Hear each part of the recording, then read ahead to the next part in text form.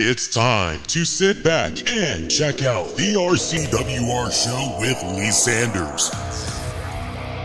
Get fun, in-depth coverage and analysis from the latest in professional wrestling in AEW, WWE, NWA, Impact Wrestling, or the world of entertainment.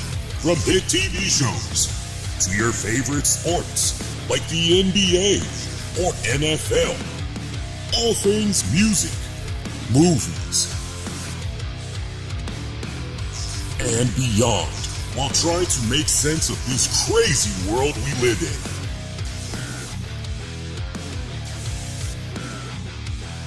All while keeping it honest, insightful, and interactive since 2011. And now your host, live from the nation's capital of Washington, D.C., Lee Sanders.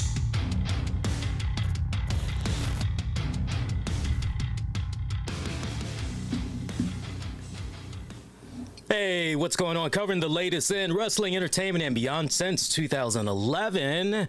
You're checking out the RCWR Show. Lee Sanders here for episode number 1038 this Monday night of July 24th, 2023. Hello, friends. Thank you all for tuning in once again. I hope you all had a fantastic weekend. You're staying hydrated. You're checking up on the elderly. That might be your next door neighbors in your respective community. Checking on those furry little friends as well, making sure that they have everything they need during what is without a doubt the hottest time right now this summer. We have been experiencing some serious heat waves over here in the DC, Maryland, Virginia area, man, to the point we actually got hit with a little bit of rain, and it's going to be our last little bit for at least the next 10, potentially 11 days.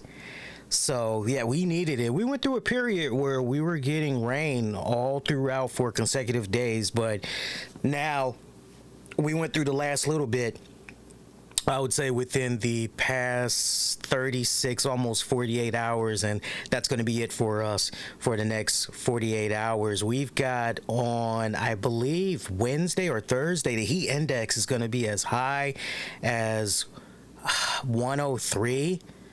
Real temperature is going to be around 95, but the heat index, humidity, and all that crap is going to actually feel like 103 degrees. So I would imagine, depending on the air quality level, I wouldn't be surprised if that might be a code red day. So yeah, definitely do everything you can, my fellow DC, Maryland, Virginia residents, these next couple of days. Do your very best to stay hydrated. We just saw Raw go off the air. We'll definitely talk about that. Loads to get into on this respected episode, man. We've got the talk of Raw.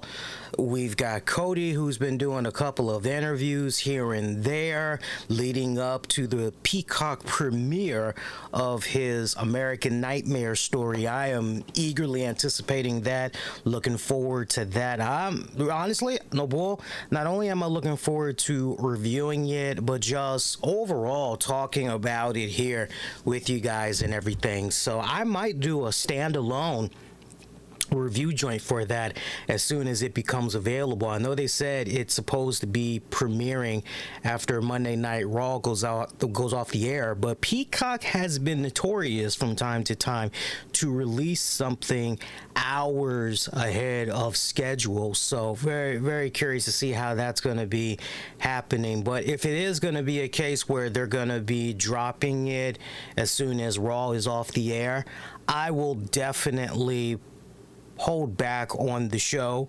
just so I can watch it, and maybe what we could do is actually talk about it on Tuesday night, say after NXT is off the air. Maybe we could do something like that. I'll poll you guys and you all can provide feedback. Let me know how you want it to go down and everything.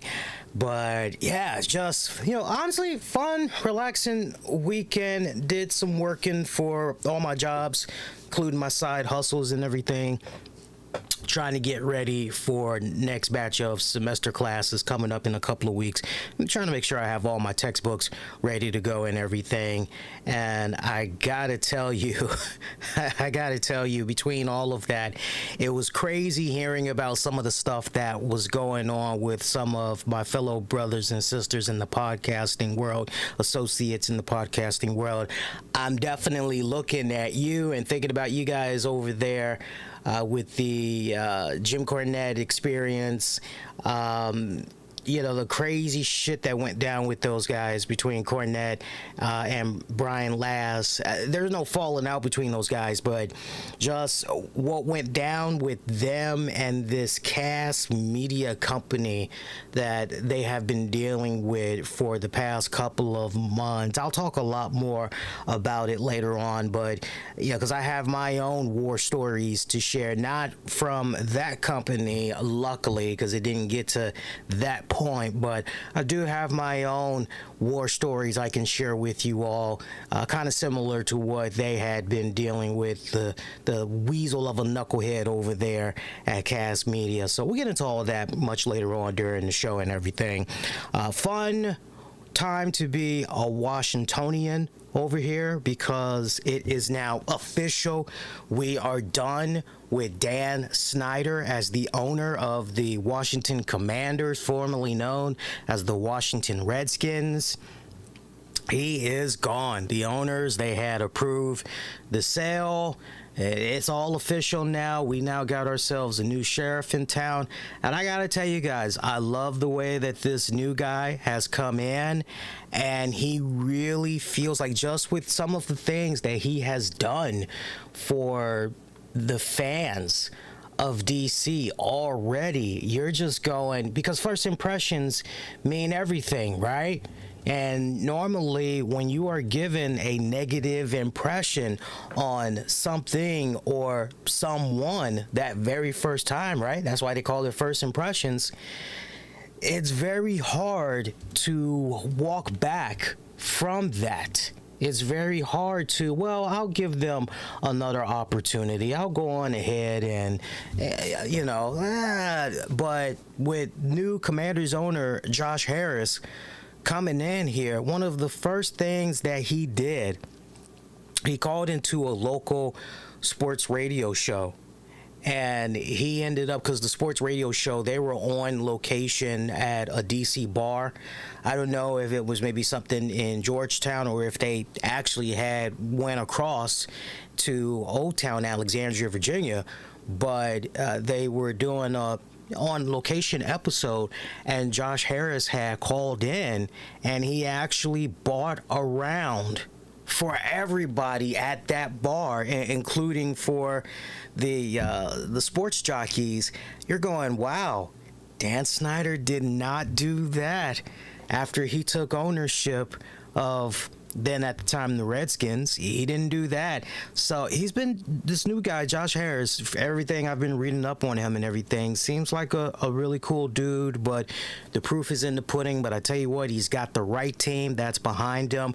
Of all the names that's been announced, nothing pleases my ears more than by hearing the fact that Magic Johnson is one of the owners for the Washington Commanders. And let me tell you something, Magic Johnson, he has done a lot of good here in the nation's capital. He has brought a respected amount of business here to the nation's capital.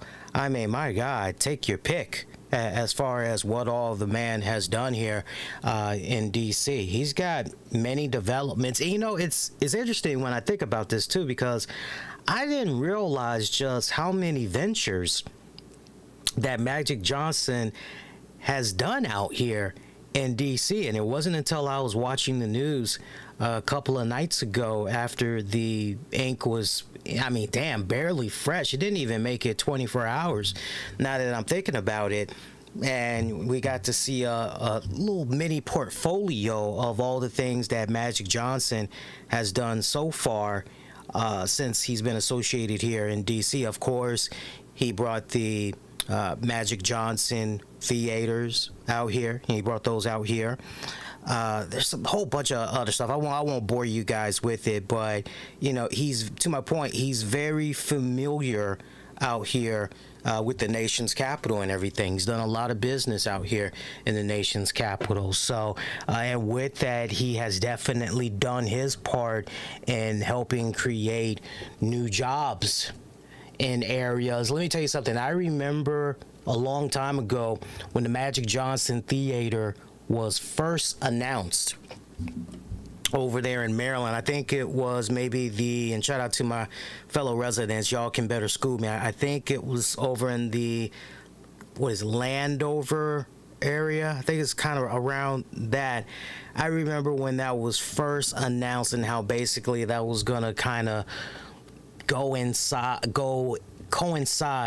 with some of the development that was happening in the area, because it was all tied together with eventually an extension of our train system that's out here, public transportation wise and everything. And I remember when all of that had finally got built up and everything had finally got unveiled. You're just like, wow, this is okay. This is freaking badass, right? And you just can't help but look at a guy like Magic Johnson, see all the cool stuff that he's been able to do, particularly for DC, but just with everything that he's been touching, right? Everything, man, to see what this man has been able to do as a black man, I just can't help but look at Magic Johnson and just be inspired by everything that he continues to touch, because everything that he touches from a business perspective, it has created so much freaking money. And this guy's just simply on freaking point, man. I'm telling you. So, but Josh Harris's group, they officially purchased the Washington Commanders for a little bit over $6 billion this past week. Magic Johnson being part of that team, acquiring, shipping in a little bit of the money to make it happen and everything. And obviously there's a lot that is being discussed right now here in the nation's capital. What's going to happen with the name of the team? Is it going to change? Is there going to be another logo change? What's going to happen with the team? Are they possibly going to be coming back to DC? And if they are going to be coming back to DC, are they going to go back to the old RFK stadium, or will a new stadium be built for them in DC?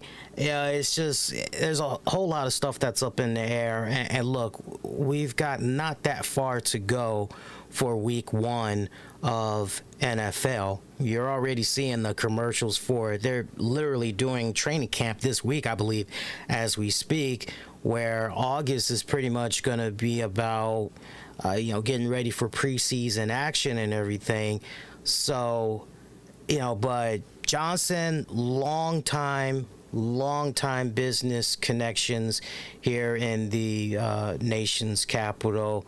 Looking forward to seeing, what happens in this next chapter for all respected parties involved. Good shit that's going on over here, man. Good shit that's going on over here. Speaking of good shit, congratulations to the new NXT North American champion in Dirty Dominik Mysterio. I gotta say, I really have been enjoying what's been happening with NXT these past several weeks, where they've been doing this crossover event type of deal where the NXT roster key members are, they're crossing over to Raw and SmackDown, and then you've got the Raw and SmackDown superstars doing their part and coming on over to NXT as well. I like the rub-off that is happening here. It's just good all the way around. If you would have told me that this was something we would have seen 5 to 7 years ago, I would have said, nah, get out of here, seriously, because it just didn't seem feasible at the time. And what's crazy about what I just said just now is that I know I was those years back, very vocal about they need to do crossovers, but yeah, there was a decent amount of us that were vocal saying that.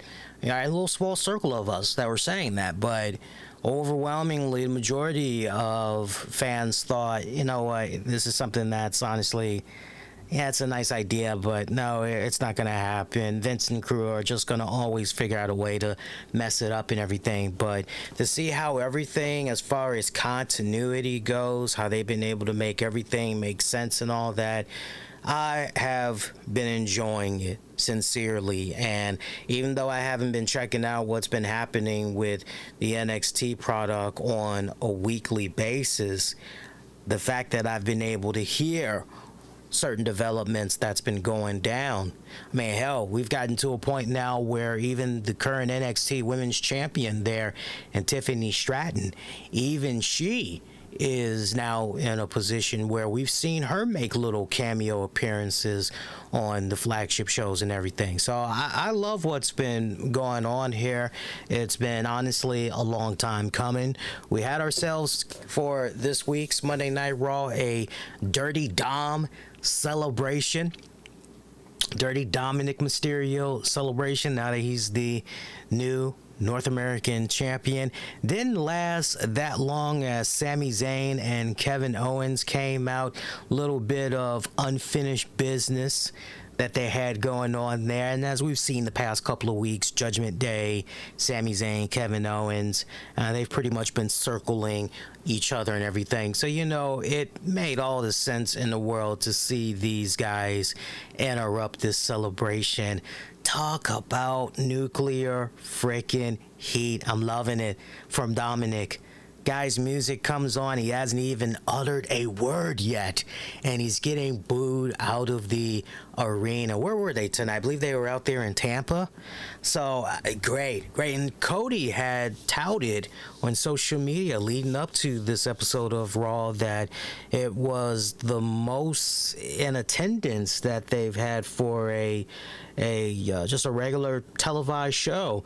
It was a packed jam house. You know, they really had filled it up. He was quick to tout the numbers, so I'm not sure. Actually, he wasn't quick to, because I don't think Cody gave an exact number, but maybe it was relayed to him, hey, these are some pretty outstanding numbers that we got for packing this arena tonight. But I thought that was kind of cool how he had shared that on social media and everything. Kevin Owens, Sami Zayn, whole point of them basically being out there is the fact that, look, Judgment Day, they came out there, stood in the ring. You know, they can look all menacing all they want and everything. As far as Sami and Kevin are concerned, they're tired of the whole shtick. They're particularly tired of Dominik Mysterio. And they pick up on the fact that the crowd does not respect him. As Kevin Owens talks about, what really upsets him is when someone doesn't learn. And he talks about how Dom did not learn. So they'll say it again, which is no one cares what Dom has to say ever. They don't care what he has to say. And that he's so desperate, Dominik is, for respect, that honestly the best thing that he can do for himself going forward is to shut himself up. Dom talks about how he is a champion now. He won't be disrespected. Sami talks about, yeah, you know, dude, you got a point. You definitely got a point. Dom being disrespected, but it's only because no one in WWE, no one amongst the fans respect Dom. So they put an idea out there, which is Dom can go one-on-one with one of them. So it ends up being Sami Zayn that they have that match go down and everything. Talk a little bit more about that later on. Becky Lynch taking on Zoe Stark. Remember, this match was part of a stipulation or series of stipulations in order for Becky Lynch to ultimately get her hands on Trish Stratus. So this is just phase one and everything. I don't think there was ever a doubt that Becky Lynch was gonna come away with the victory on this one. It was a little bit clunky in a couple of respected areas, but I gotta say, my girl Zoe Starks, she continues to come along, seizing the opportunities, looking very poised, very calm, very collected, and everything. This was a decent match for what it was worth, and everything. Didn't really have a problem with this whatsoever. Cody Rhodes making another appearance. No Brock Lesnar on the card tonight. Cody getting that rock star ovation once again. Good stuff right here. Basically, nutshell for this respected segment, this promo coming from Cody. Brock Lesnar, you made a big mistake. You didn't finish the job. You left me bleeding. As a result of that, I'm coming for you. I'm going to finish this. This will be over once and for all at SummerSlam. I will get the victory at SummerSlam. I'm looking to embarrass you. Pretty much what this is all about, basically. North American Championship match, Sami Zayn taking on Dominik Mysterio. Probably one of my most favorite matches of the night, honestly. And they try to do their best to load this card up, but I would say Becky, Zoe, definitely Dominik, Sammy, those are the two matches from this respected episode that really stood out to me the most. I wasn't quite a fan of the crappy ending to this North American Championship match, though. I just felt, nah, man, if we're gonna call some shenanigans at ringside to be the catalyst for why Sammy isn't able to get the job done, then let Rhea play a huge factor, something of that magnitude. And the fact that we pretty much had a crappy distraction, and that's how Sammy wasn't able to get the job done, that just left a bitter taste in my mouth. But putting that to the side, definitely had enjoyed this match for what it was worth. Same in this one, Dominik had a little bit more of an offense than usual from what we've been accustomed to seeing of him. So some good stuff right there. Bronson Reed taking on Tommaso Ciampa. From one, if you want to say, well, that was kind of a finish to a degree with the previous match. Well, we definitely had established that here in this one, where we see Shinsuke Nakamura walking down the ramp very slowly as Ciampa is grabbing Reed on the apron and finally notices Nakamura. Now remember, we saw that Nakamura and Tommaso had butted heads last week, and following up from that, leading up to this match, Ciampa told Nakamura straight up, hey, I know last week you did what you did and everything, you hit me, hey look, we're even, it's water under the bridge, but I know if you come out there during my match against Bronson Reed, well, then it's definitely gonna be personal. So Nakamura pretty much calling our boys bluff on that one. So Tommaso Ciampa seeing what was going on there, telling him to go back, head on back to the back. Shin tells him, yo, don't mind me, go on ahead, take care of your business, don't worry about me, not gonna do anything. Ciampa turns around, boom, Reed hits him with a big shoulder from the apron, the tsunami. 1, 2, 3, pretty much that's it right there. So big man Bronson Reed, solid as always, solid as far as the in-ring action goes from the big man as always. As of late, definitely been stringing together some pretty solid matches, but the underlying story right here, not to take too much away as far as where your attention really needs to be, all eyes really needs to be on what's going on with Nakamura and Tommaso, and they should definitely be having a pretty solid one-on-one matchup, assuming that's going to be going down at SummerSlam. Speaking of SummerSlam, we did see once again a talking segment, but it did get physical towards the end. between the Maverick, Logan Paul, and Ricochet. Ricochet kicking things off, and at this point, you're just looking at this. Just announce the match already. Let's just go. Seriously, let's just go. Just basically saw a dance and repeat of talking points that we saw from 2 weeks ago. Only this go around, Logan Paul getting the jump on Ricochet from behind, laying him out, telling him he would accept the challenge for SummerSlam. Talking trash. Ricochet comes back, slugs him from out of nowhere. But the main gist from tonight, Ricochet, Logan Paul, it's official, it's on. Meanwhile, Alpha Academy, they are still upset at what all had went down with the Viking Raiders and that specialty match from last week, but they do congratulate the Raiders on their win. Gable now wants an Academy match, with Maxine saying that she's been embarrassing Valhalla week after week, and that no one puts the Alpha Queen through a table. So, one-on-one, first time ever, she wants to have a match. First time ever, one-on-one against Valhalla. So, we'll see how that plays out. From there, Damian Priest taking on Apollo Crews. Ultimate domination by your Money in the Bank winner. Imperium out there having a face-to-face with Drew McIntyre. Drew comes out, tells Gunther they should fight for the title right then and there on the spot. Gunther, however, he's not down with those plans. Says just like the crowd, Drew gets nothing done in life every time. He always fails. Talks about the Clash, talks about Mania, and that if Drew wants to continue to ride his coattails, he'll accept.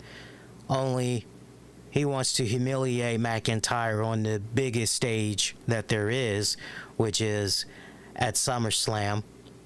Drew goes into story time mode, talks about how when he and Sheamus first met, it was pretty cool how all that had went down.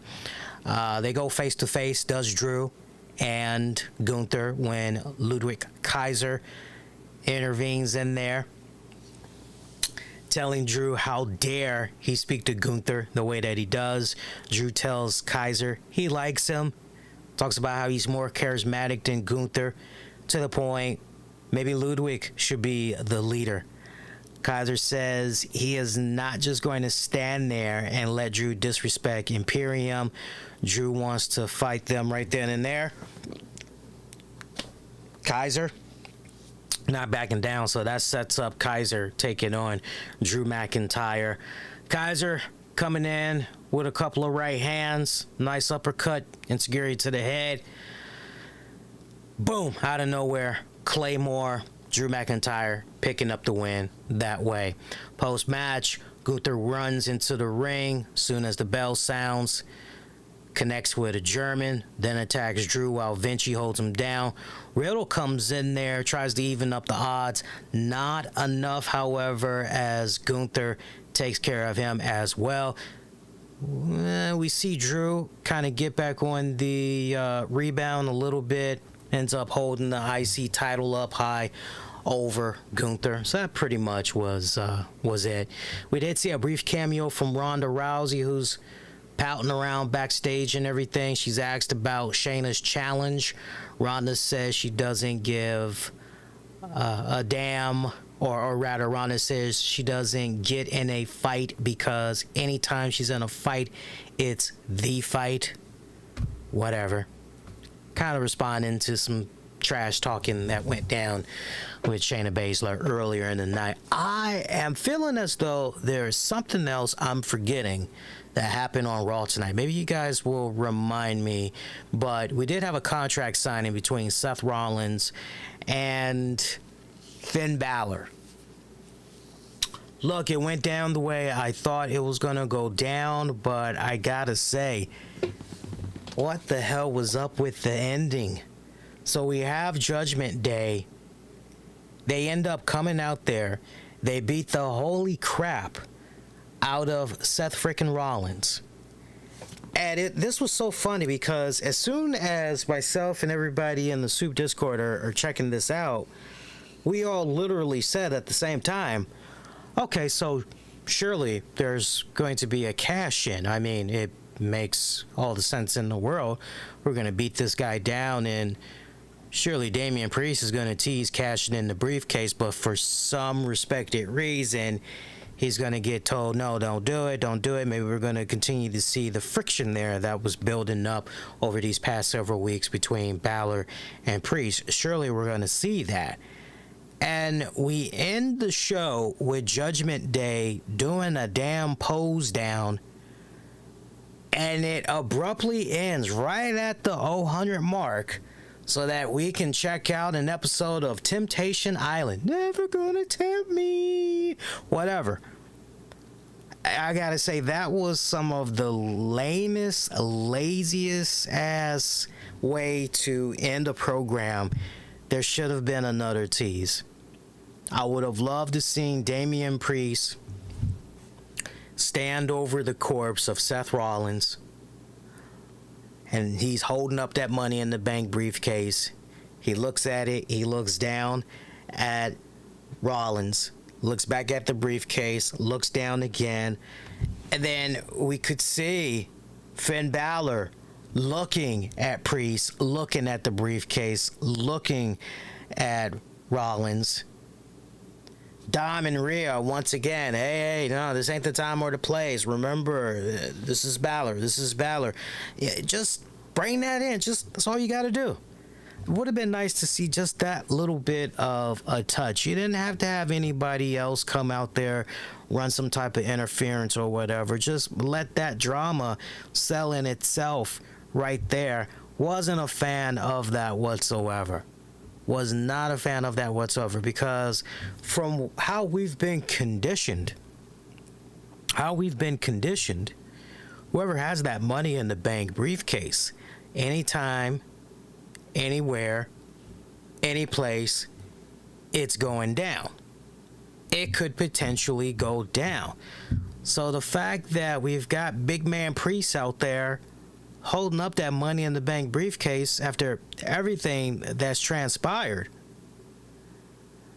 you know, and here's the other thing to add to that. In addition, you know, it really would have been nice to hear one of the commentators say, man, the fact that Rollins is just laid out right there for the taking and Damian Priest isn't cashing in the briefcase, I don't know, KP. This really signifies to me that Judgment Day is stronger more than ever, which is extremely diddly, because let me tell you, when all four of these cats are on the same page, they can conquer anyone and anything. At least play it off, build it up, if you will. So just wasn't a fan of how all of that had played out when it was all said and done. But yeah, decent episode for the most part. Decent for what it was worth. Really, this was a two-match kind of show. Everything else was just filler when it's all said and done. And again, got to give it up to Zoe Starks, Becky Lynch. Definitely got to show love to Sami Zayn, Dominik Mysterio. Those are really the two matches. I mean, if you are trying to figure out what to check out on the DVR, those are definitely the matches you want to peep out. Hope you guys have been enjoying the show so far. If you have not done so already, make sure you smash that like button. Feel free to subscribe as well so you don't miss out on future content that comes your way on a weekly basis. I got to get back with the good kind people over there at WOW, Women of Wrestling. There is somebody that they're interested in having me interview, and I'm toying with the idea of potentially interviewing them. This woman has so much history with the company and wrestling in general, so I'm just trying to figure out first, how would a potential conversation / interview, how would that look? What parts could I really bring out and everything? But I'll keep you guys posted as far as whether or not I'm actually going to do it. I don't know. I may be looking to tag team on that one. I may reach out to Mish, see if he might be available to potentially team up on this one. Otherwise, it's kind of one of those, I'm not really sure just yet. Sometimes it's like that. Sometimes it's, yeah, definitely. But then, sometimes you'll have that creative block where you're trying to figure out, well, what exactly would and I'm still several episodes behind on Women of Wrestling. I remember I did a binge, not this past weekend, but I did a binge the weekend before. I watched about 3 to 4 episodes back to back, and I think right now I'm about 9 episodes behind. So I've got some episodes to catch up on when it's all said and done. But I will definitely keep you guys posted. Hey, did you all hear Starrcast 6 News? The bad boy Dennis Rodman is going to be appearing at Starrcast. You heard that right. I'm not trolling you guys. Dennis Rodman will be heading to Chicago for Starrcast 6. They announced it earlier today. So for those of you that are looking to talk all things basketball, or you want to talk some wrestling there with the Hot Rod and Dennis Rodman, he will be there. Now, what I don't know just yet is if he'll be there for that whole weekend, or he's only going to be there on just one of those days, because as you all know, Starrcast is typically a multi-day event. So he's going to be coming there courtesy of Big Event New York. So shout out to them for being able to secure that name and have him, acquire him and all that. That is badass. Seriously, that is badass. I can just imagine some of the NBA collectors out there that potentially are going to be taking their respected Nikes, Spalding basketballs, Bulls jerseys, getting him to sign that bad boy. That's awesome. Looking forward to hearing some more names that's going to be announced for Starrcast. So, a couple other wrestling news, little tidbits that we can definitely get into on the show. Congrats to Oppenheimer and Barbie. They are continuing to do extremely well. Barbie had a phenomenal, strong weekend. Isn't that something? Seriously, isn't that something? Because literally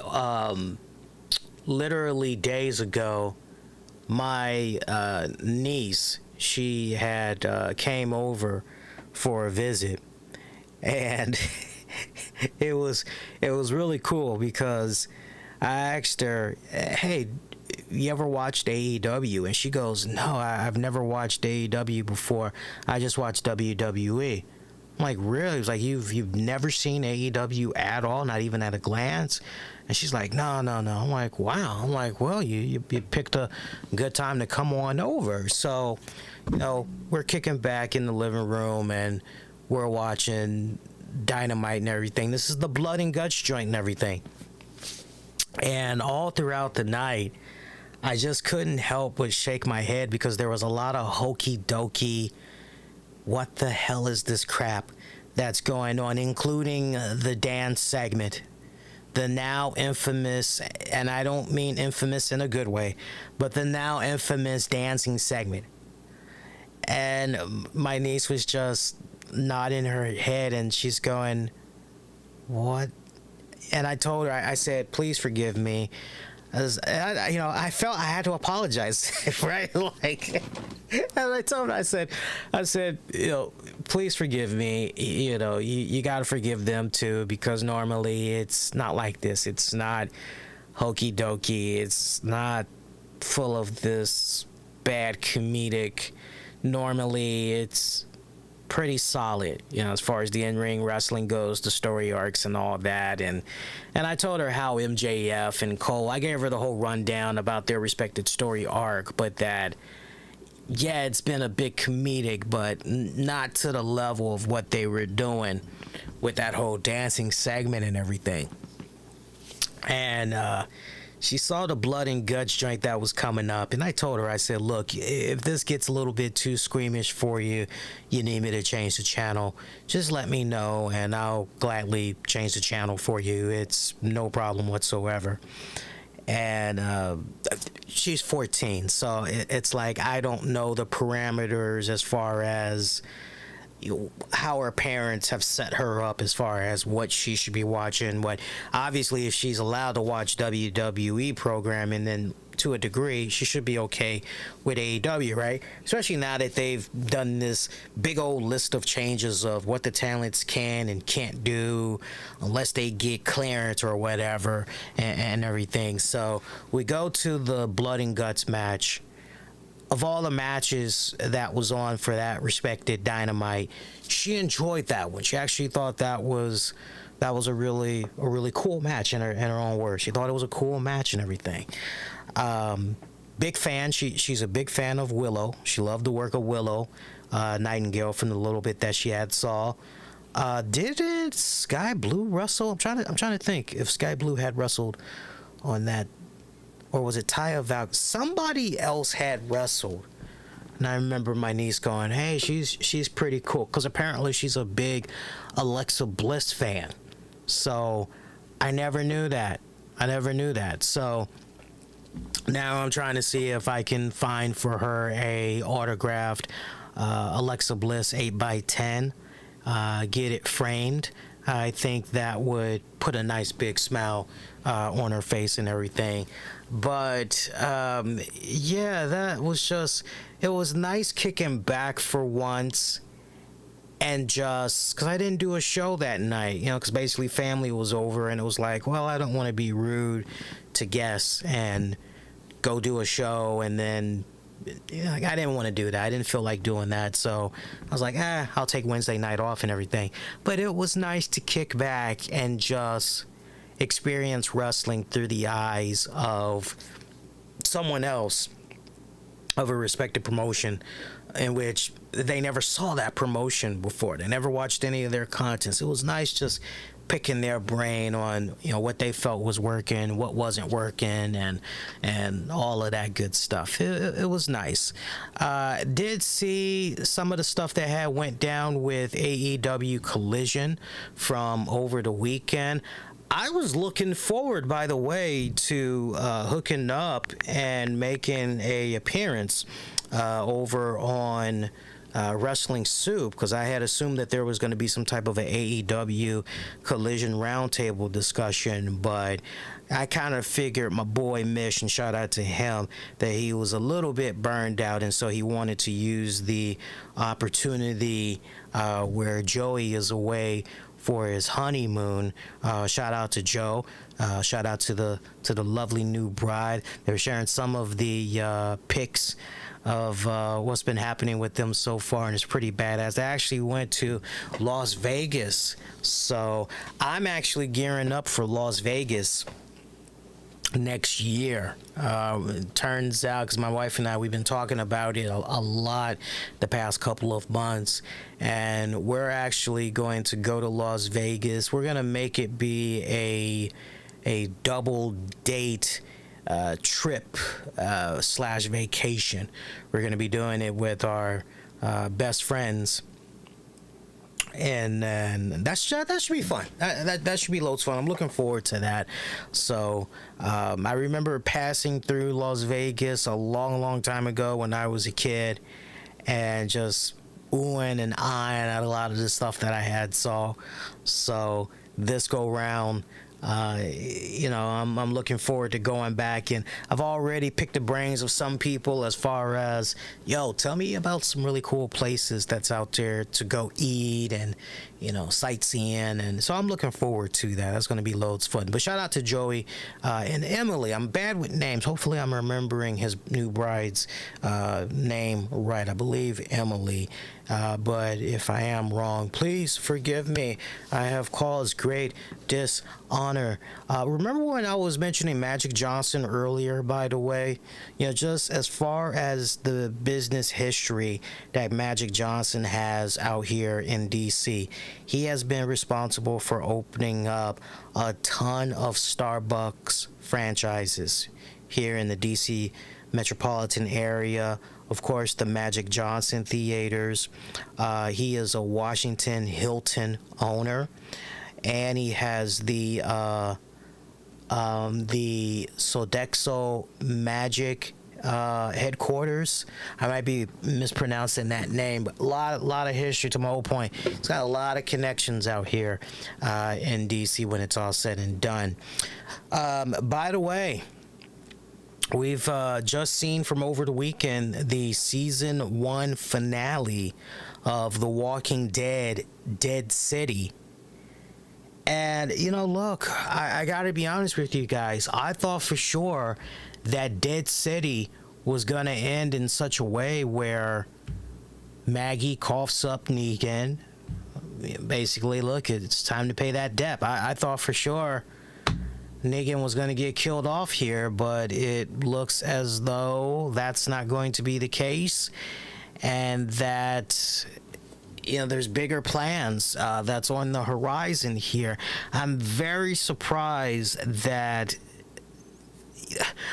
my biggest fear right now is that this respected series is going to be something that overstays its welcome, and I'm hoping that's not going to be the case. I really, really, really hope that Jeffrey Dean Morgan and Lauren Cohan, I really hope that the deals that they have inked for this respected series, I really hope that they take this as far as maybe 3 seasons, 4, 5 tops, and that's going to be it. I really, really hope that's how they're going to do this. I hope that's the end game, because I don't see this being a situation where it's going to go 10 freaking years. I just don't see that happening. So, but, look, I don't know if they have even begun filming for the second season. I remember hearing some rumbling some weeks back, but now that you have the writer's strike in full effect, as far as a potential new season dropping next year, there may be a long delay with that. It might not actually be until at the most fourth quarter of 2024 or first quarter of 2025 that season 2 kicks off and everything. But yeah, I gotta tell you, I was not, and then to hear the fact that more episodes, this is just a rumor now, but I'm hearing that more episodes has been ordered. Basically, it's gonna go past a 6-episode arc. I'm not really sure if that's a wise idea. I'm really, really not sure if that's a wise idea. If you want to do 10 episodes, I can see that. But anything past that, we're talking about 22, 23, 24 episodes. I think that would be some serious woof.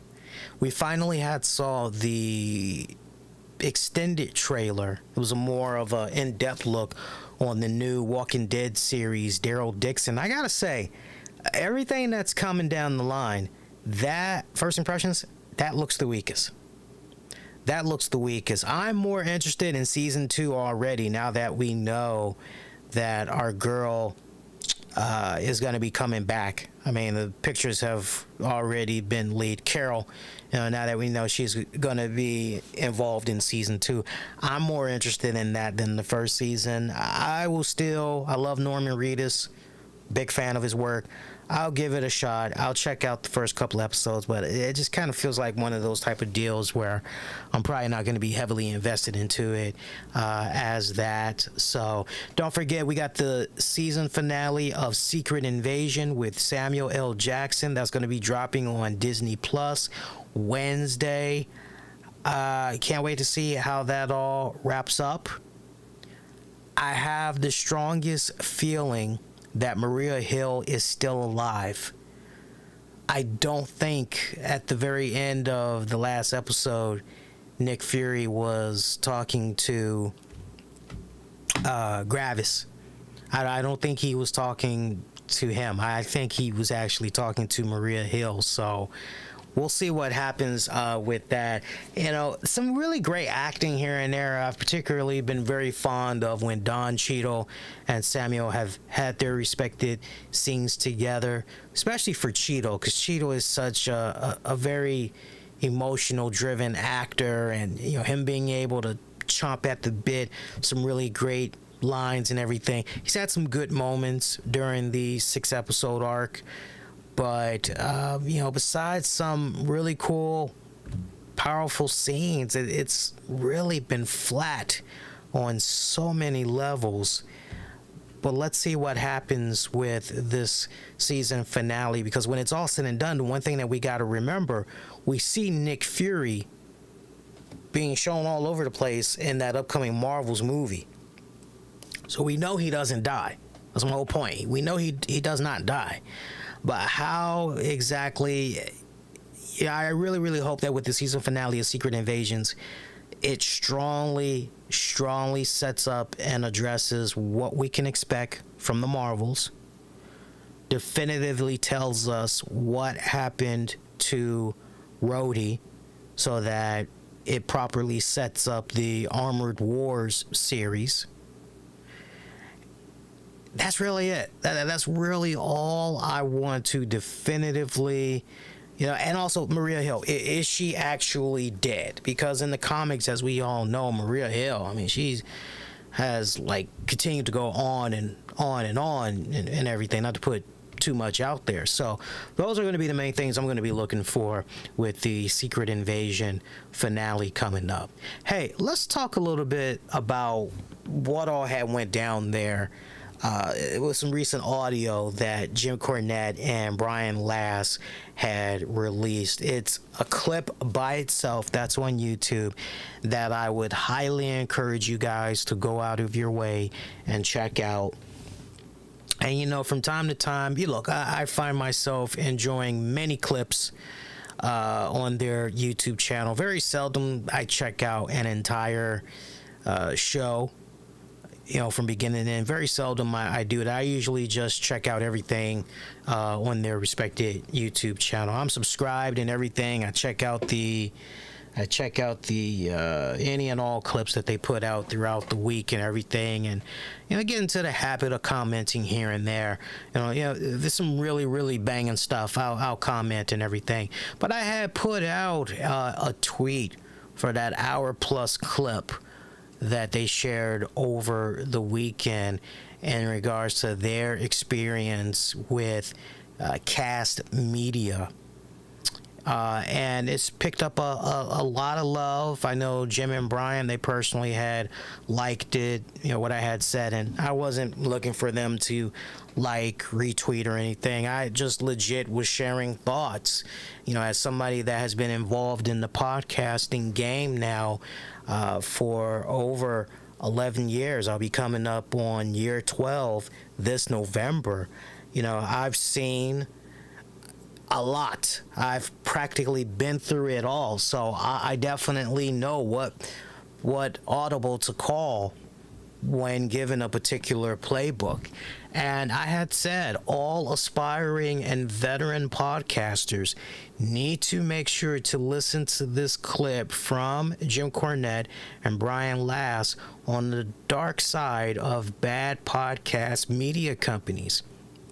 A cautionary tale of how not to run your business if you're serious about making money. And we've all been there. We've all been there. If you've been involved in the podcasting world for, a minute, we've all been there where you get some email or some guy tries to slide into your DMs and they say with a generic message, oh, I've been checking out your respected podcast. You put out some really great content. Enjoy your episodes. Been following you for a while now. Great stuff. Hey, wanted to know if you'd be interested in potentially joining our network. With our respected network, we can get you access to working with these really great advertisers in XYZ, and on top of that, you'd be able to access some of our producers who can help you with all of your audio equipment needs, audio pre and post production work, yada yada yada yakety smackety. Okay, that's pretty much how they'll pitch it and everything. Oh, we've already got a nice little portfolio of podcasts over here that's part of our respected network, and so by you coming on over, you've already proven that you have the respected numbers, you have the respected social media following and everything.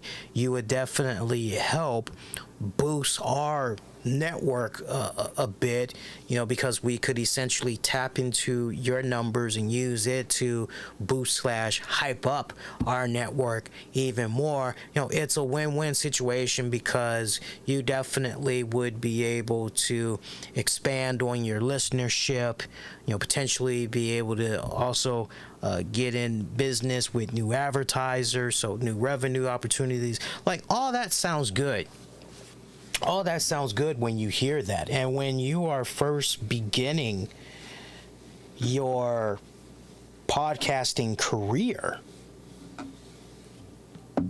right? When you're beginning your podcasting career, you're going, well, hell, early on you're going, yeah, I definitely want to try to reach as more ears and eyes as humanly possible, because yeah, man, I definitely need this. I definitely, yeah, because I'm trying to really help grow this podcast. I want as many eyeballs and ears on it as possible. I want to take it to that next level.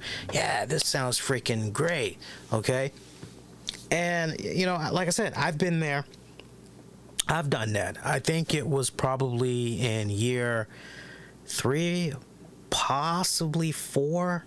But I'm really leaning more towards year 3, that this goes back to the Blog Talk Radio days of podcasting, and of course back then some could make an argument, well, back then when it came to the podcasting days for Blog Talk Radio, that wasn't really podcasting, because you were essentially using a phone to call into a switchboard, and you pretty much were doing everything, but it's pretty cool, for those that maybe are technologically not gifted, for those that are pretty frustrated with new technology, to just be able to pick up a phone, any phone, use your cell phone, use a corded line, hard line at home or whatever. Hey, that's actually pretty cool that you could just dial a number and you can pretty much do your show that way. You've already got built-in music played in, and you can pretty much just use your phone, and if you got a computer in front of you, you can, right? Or you could just really keep it basic and just do everything with a freaking phone for Blog Talk Radio and everything. But I remember in year 3, there was this guy, I don't know his name, but I remember he had this network, something New Wave Radio or something along those lines. And I remember he had reached out to me via email. And he goes, hey, Lee, I was checking out your content, much like the generic joint that I said a few minutes ago. But he goes, hey, Lee, I've been checking out your podcast recently, and, I think you do a pretty good job in the talk of wrestling. I really don't have any wrestling podcast that's part of my network, and I was wondering if you'd be interested in having your shows be incorporated with my network. This would give you an opportunity to potentially expand your listenership, you'd be able to, maybe tap into some new listeners that's part of my network and everything. And, at the time, I remember telling Tams about it. And Tams was like, okay, so what's really in this for you? I mean, that's great that, yeah, you could potentially be tapping into some new listeners, but monetary-wise, and, she was a couple of, I got to give her a lot of credit. She was a couple of moves ahead of me when it came to the podcasting genre. I remember when I first told her that I was interested in going into the podcasting genre.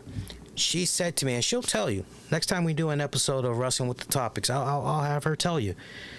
But she said to me, look, if you're going to do this, you got to see this all the way through. You got to be prepared for the first couple of years to not generate any type of money. Anything that you are trying to do, you're going to have to come out of your pocket yourself, and you're going to have to build it up on your own. That's what she told me straight up. She's like, you're going to do this. You got to see it all the way through. Don't look at this as I'm going to do this and I'm going to make money all night. It's going to take time before you're even potentially in that position. And not just that, but learn what you're able to learn from being involved in that respected genre and take it to that next level. Think about where you'd like to be, learning what you learn from it from a career perspective. She was the one that got me started on, what's your end game? Where do you hope to see yourself by tapping into this? Where do you hope to see yourself 5, 10, 15, 20 years from now?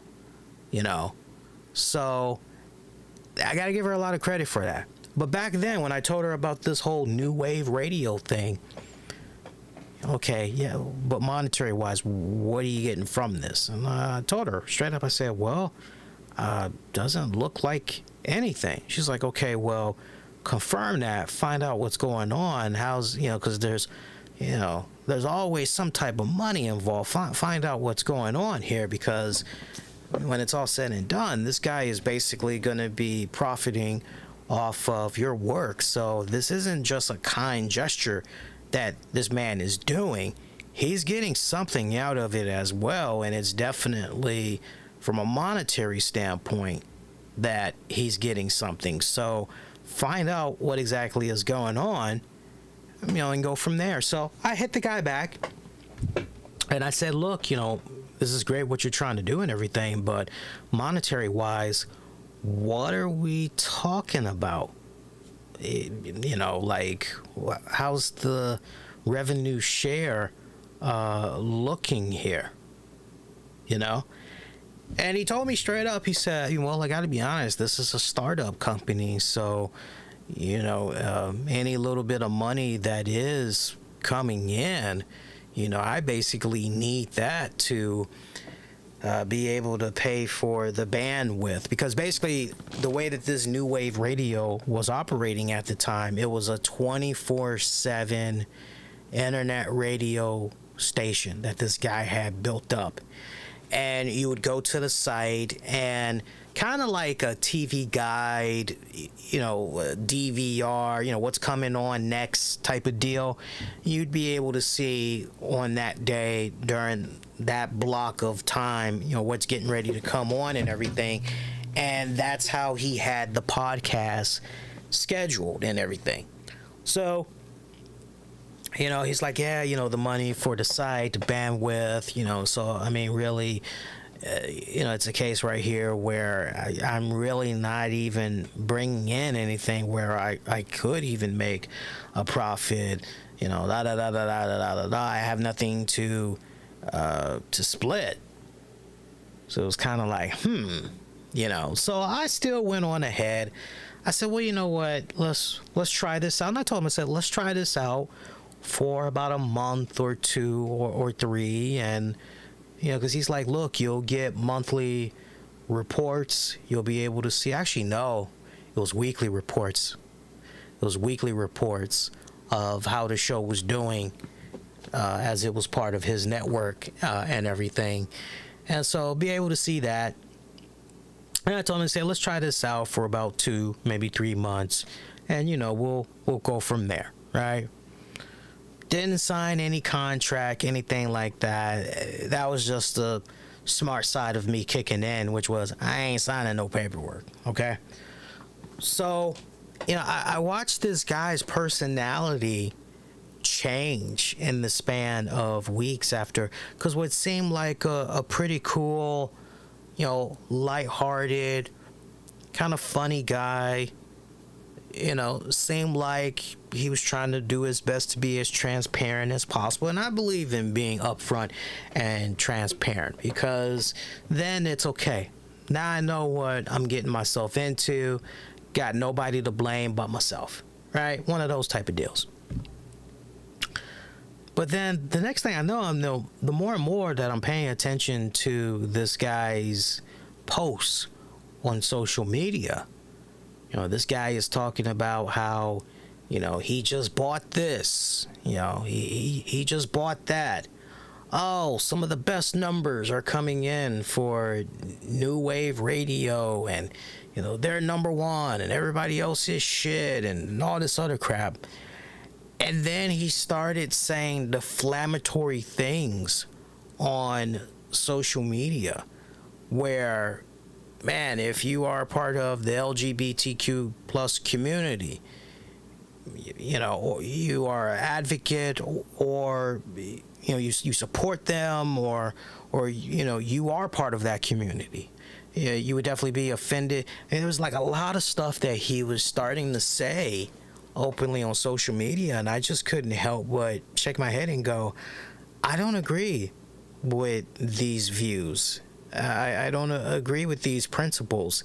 And if this is how this was an older guy too. This was a guy that was like maybe late 50s to mid 60s. And I just remember showing Tams some of this stuff that I was seeing. And she was like, what the hell have you gotten yourself into? And I said, I don't know, but I tell you what, I am so freaking out of here. Because, I don't support this.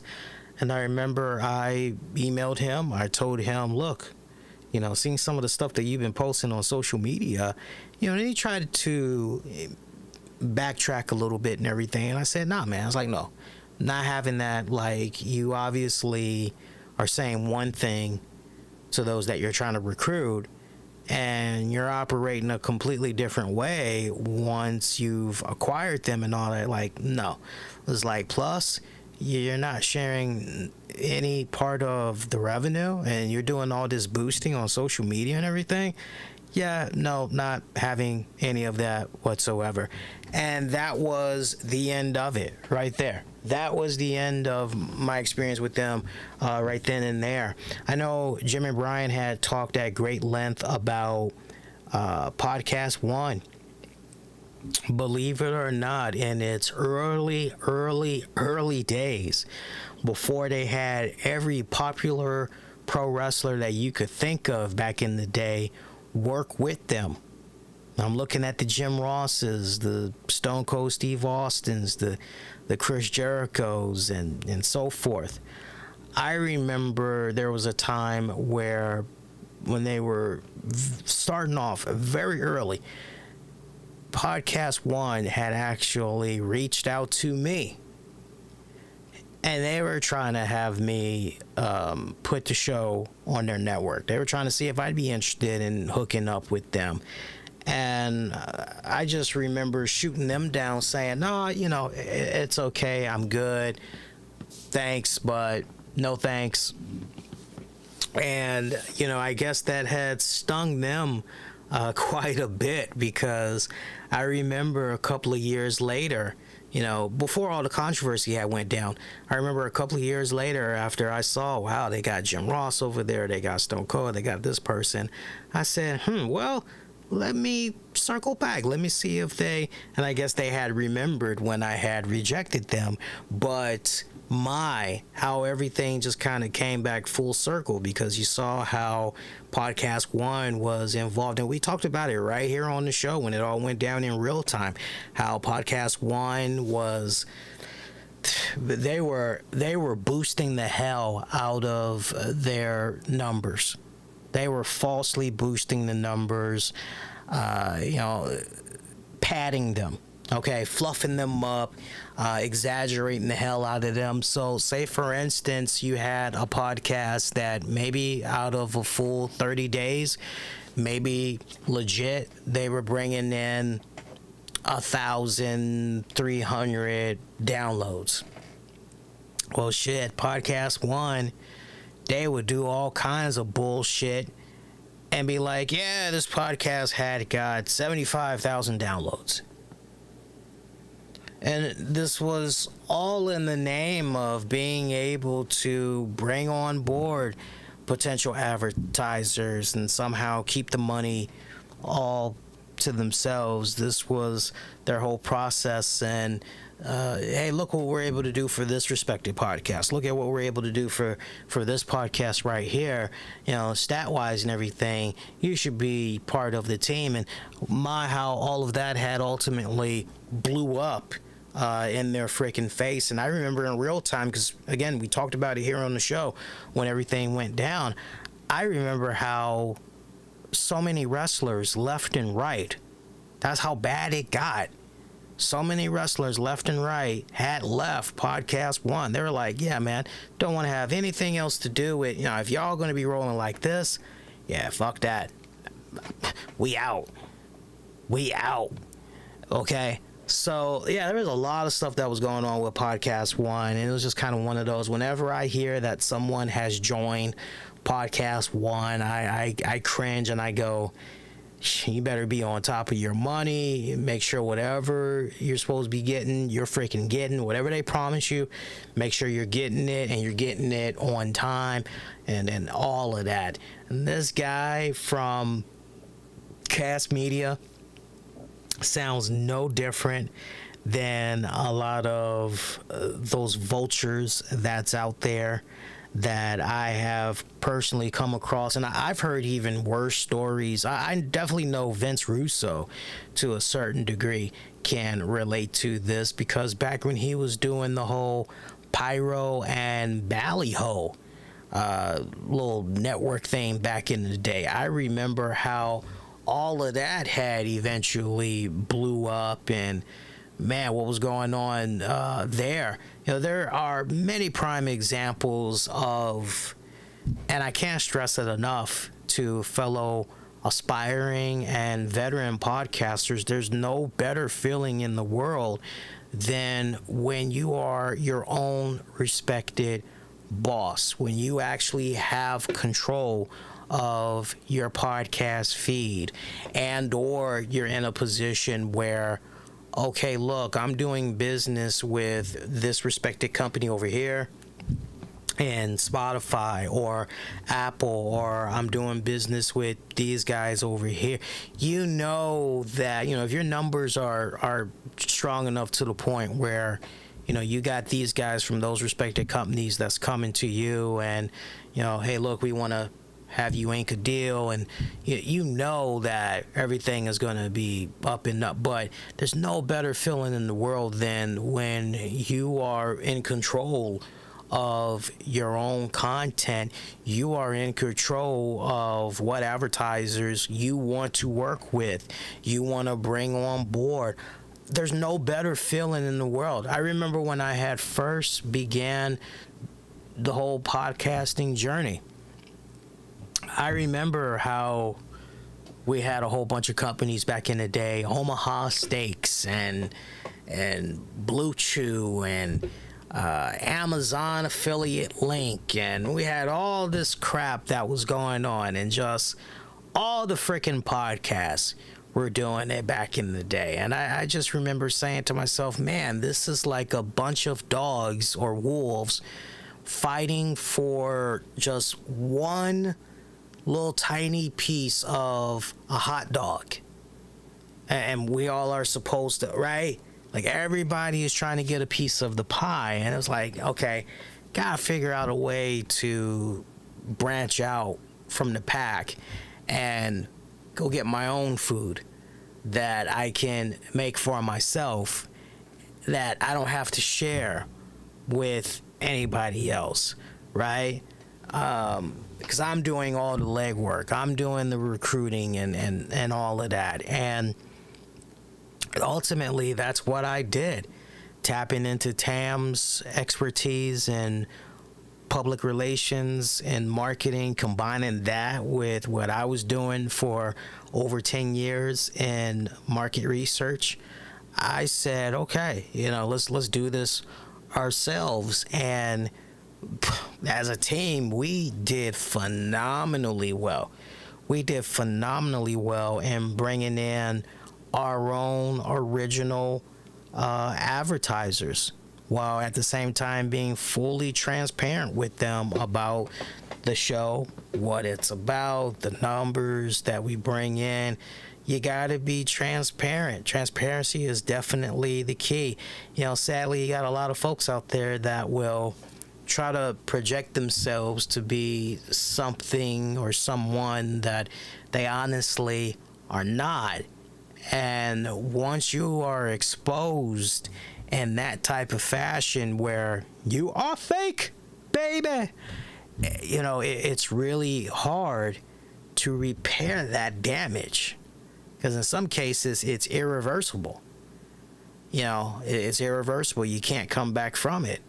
So it's a cautionary tale of how to do business the right way as a podcaster, and definitely a cautionary tale, of if you're one of those type of people out there where you have your own respected podcasting network, and you mean well, and you're trying to do everything in your power to do right by your clients and all of that. And it's so funny because when I had shared my thoughts about all of that, I won't mention the name, but I ended up getting a follow from this guy that's in charge of this podcasting network. And the only reason why I even know the name of this podcasting network is because there was somebody who I used to respect, and I considered them a friend in the podcasting world a long time ago. And that was going on and on and on about how he was getting ready to join this network. He was going to ink this deal with them and all this other stuff. And, and it's like, okay, well, that's great for you. Do whatever. Okay, great. Sure, whatever. And, I'm like, wait a minute. These people are now following me? Like, after everything that I had said, like, I'm not saying that this guy and his company, that they're bad hombres, but, look, if...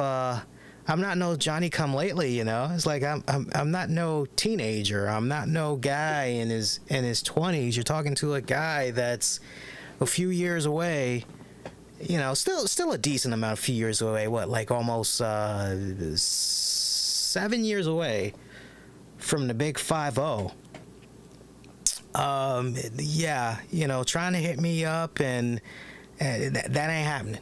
That ain't happening. I just found that hilarious. But yeah, it's definitely a cautionary tale of, how to conduct yourself. And, as I always keep telling people, you got to be looking at the bigger picture.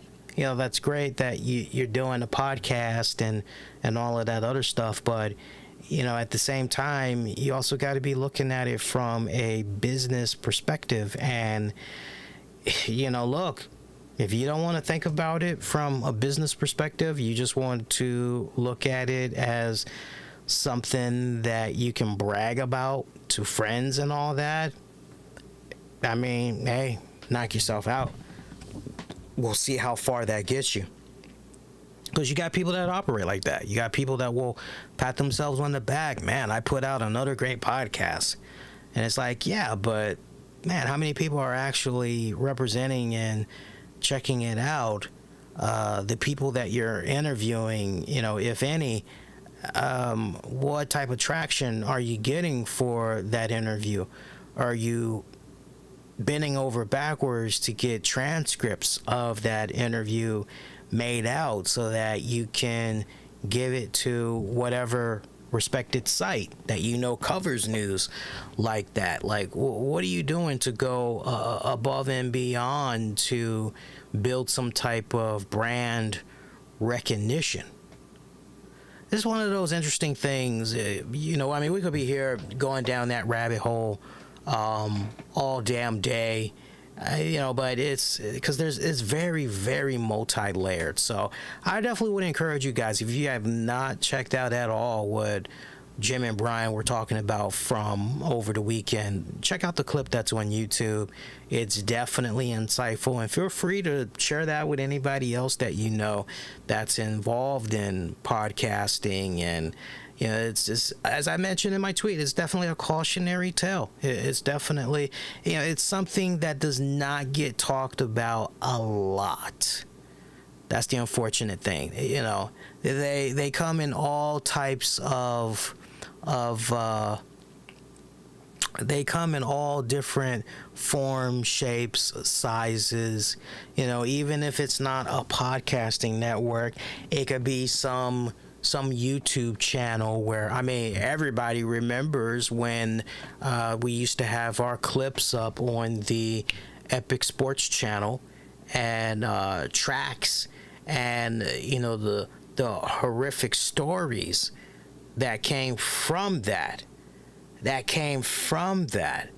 I still get listeners to this very day that will say to me from time to time, man, I began checking your show while, first hearing about your show through clips that was on TV tracks, through clips that was up on Epic Sports. These guys were playing the same freaking game like this dude for Cast Media. Same freaking joint, hey, let me go on ahead and let me share some of let me share your content on my channel. Let me run clips of your show on my channel. And we all were pretty naive back then. Those of us that were like, yeah, sure, okay, cool, if it'll help put more eyeballs on the content and everything, yeah, sure, go ahead, let's freaking do it. And then, once many of us had realized, oh shit, these guys are actually making a decent amount of money off of our content. The hell is going on here? Where's our cut? That's why a lot of these channels have ultimately disappeared. I remember trying to sound the alarm and cry foul and throw up the flag, and I was telling my brothers and sisters in arms in the podcasting world, we need to take this back. We need to be in control of our own fucking content. If not, we all come together and share a YouTube channel where we can upload our clips and then split the revenue, whatever, 10% each or whatever. Then we need to at least take back our content. And y'all need to remember, Cornette and Lass, they were victims of that too. Let's not also forget the YouTube channel as it stands right now of theirs. That channel was not always active. That channel was not always in the picture. Originally, there was another channel where all that guy did notoriously was upload clips of the Cornette podcast. And when they found out about it, they didn't think it was no harm, no freaking foul. But then when they realized this guy was making some serious money off of their shit, and it came time for them to collect, and they were like, look, appreciate what you've been doing and everything, but yeah, buddy boy, where's our cut? All of a sudden, this guy was nowhere to be fucking found, and, they ended up pulling that fucking channel. There's all different types of wolves in sheep clothing in regards to the podcasting world. Definitely got to be very smart about it. A couple other little tidbits that we can get into as we get ready to wind it down for tonight here. I'm not going to go too much longer. This past week's SmackDown on FS1 did really good, man. It scored pretty high in the ratings and total audience, as the Friday episode did a 0.36 rating in the 18 to 49 demo, and it had 1.23 million viewers. That's according to a report by the good folks over there at WrestleNomics. Those numbers are respectfully down 41.9% and 46.7% respectfully from the previous week's 0.62 demo rating and audience of 2.309 million, though they are not comparable as the previous week was on Fox and last week was bumped to FS1. Demo rating and audience mark new highs for airings on the sports network, topping the 0.30 demo rating and 1.3 million that the show scored on FS1 on December 18th, 2020. The most recent airing on FS1 was December 2nd of 2022, and that saw, as you guys probably recall, 902,000 viewers. So, I mean, that is really good for Friday Night SmackDown, and not for nothing, but there was a week notice. There was a week hype, commercials, whole 9 yards, letting people know 1 week only SmackDown was going to FS1 and everything. And the fact that they did some really good, strong numbers on FS1 in prime time, and the fact that they were able to get 1 million plus, that is freaking badass. That is freaking badass. It just goes to show you, at the core, at its very core, you know, look, at minimum, they can definitely get in a respected million plus viewers. So some really good stuff right there. Wrestling Observer newsletter, shout out to them. They're reporting that the WWE Money in the Bank Premium Live event did pretty damn good for pay-per-view buys, even with the show being available on Peacock. Apparently, the pay-per-view itself, for those that bought the pay-per-view, there was over 17,000 buys. That's up 82% from last year. Overall, streaming numbers have been up, while TV pay-per-view numbers has been down. So to hear the exact number, 17,600 pay-per-view buys for Money in the Bank.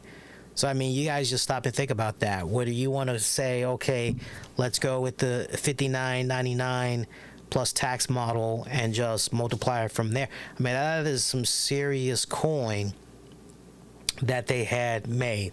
That is some serious coin. So some congrats to hear that people are still buying these pay-per-views in 2023. I mean, that is insane. By the way, if you are a Xfinity Comcast customer, you may want to check your email. I had got an email last week, and it basically said, look, since you are a Xfinity member, you get on the house at no additional charge for the next 2 years. You get to access Peacock Premium. All you got to do is just log into your Xfinity account. You'll be able to claim the offer, set your account up, go from there. And I remember me, Tams, and the niece, we did some quick math, and we were like, okay, because I think right now I'm paying somewhere between $5 to $7 a month for Peacock, and I get ads. So I'm going, okay, so take that, multiply that, a month. So, do that for 12 months.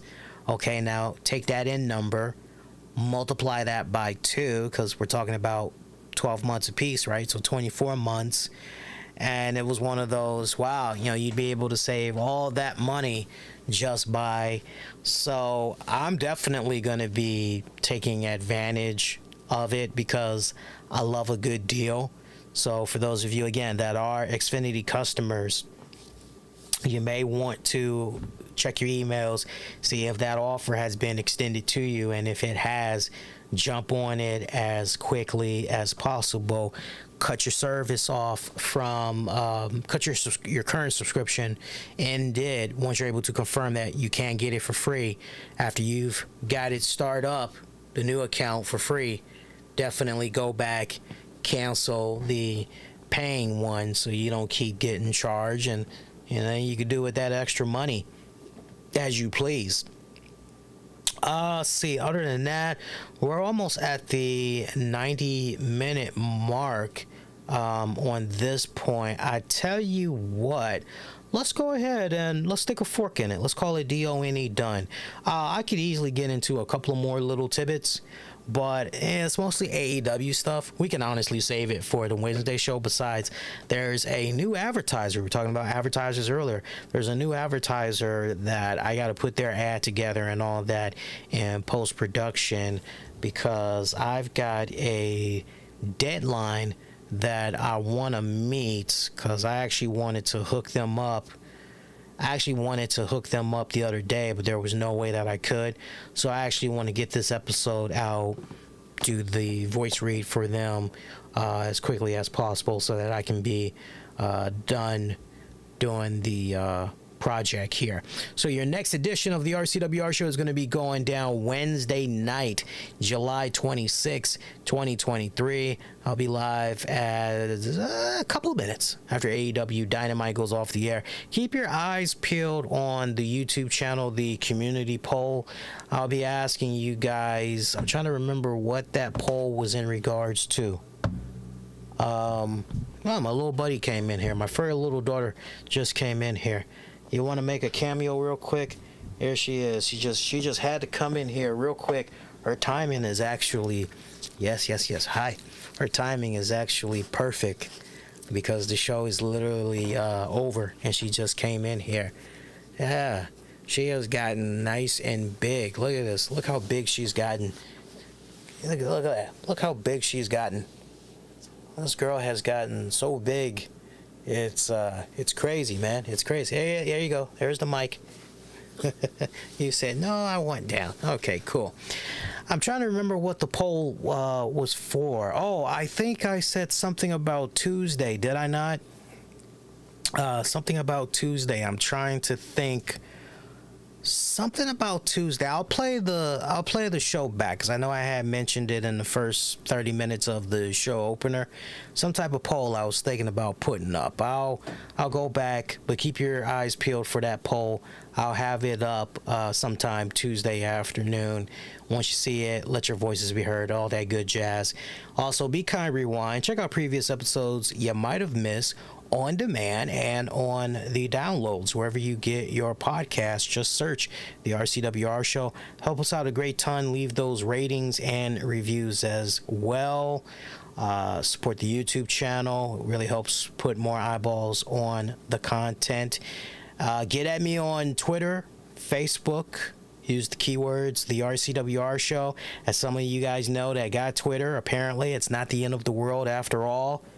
No, the Twitter bird is gone, and now we've gone with the X symbol, but it's still business as usual, it looks like, on Twitter. So yeah, that is going to do it. Until next go around, wishing all of y'all to be safe. Most importantly, be kind to one another.